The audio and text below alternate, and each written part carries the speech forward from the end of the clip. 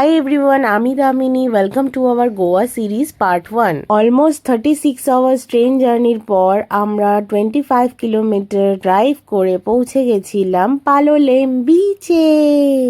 গোয়া যাওয়ার আমাদের মেন উদ্দেশ্য ছিল আমাদের ছোট্ট আদিরার বার্থডে সেলিব্রেশন। ট্রেন থেকে নেমেই আমরা থ্রি ব্রাদার্স নামের একটি সংস্থা থেকে এই স্কুটিটি 500 টাকা দিন প্রতি 7 দিনের জন্য ভাড়া করে নিয়েছিলাম। স্টেশন থেকে পালোলেম বিচের কাছের এই হোটেলটি পৌঁছাতে আমাদের 1.5 থেকে 2 ঘন্টা লেগে গেছিল। রাউন্ড কিউব নামের এই হোটেলটি আগোদা থেকে আমরা আগেই বুক করে নিয়েছিলাম, যেখানে আমরা অফার পেয়েছিলাম। হোটেলটি একদমই বিচের কাছে, মার্কেটের মধ্যে, রাস্তার ওপরেই। ট্রেন লেট থাকায় আমাদের এই দিনের থাকা প্ল্যান গুলো ভেস্তে যায়। আমরা এখন বেরিয়ে পড়েছি মার্কেটটা একটু এক্সপ্লোর করতে। রেস্টুরেন্ট গুলো থেকে আসা গানের আওয়াজে আদিরা ডান্স করতে শুরু করে দিয়েছিল। পালোলেম বিচে প্রচুর ফরেনার্স, তো ওরা আদিরাকে ডান্স করতে দেখে মজা পাচ্ছিল। পুরো মার্কেটেই এই সমস্ত জিনিস পাওয়া যাচ্ছে, যেমন যত রকমের bikini set, souvenir, art, painting, এই যে ড্রিম ক্যাচার গুলো, এগুলো সব ওখানে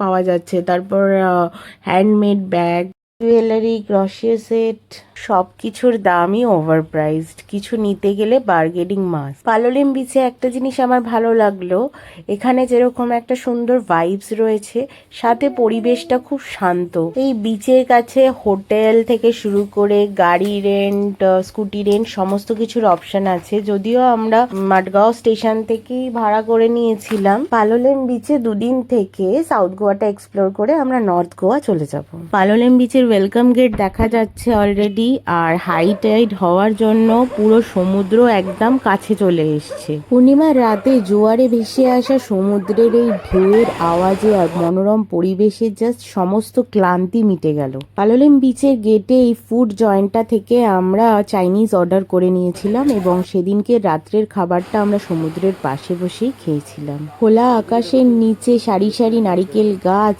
আর সমুদ্র, আর কি চাই।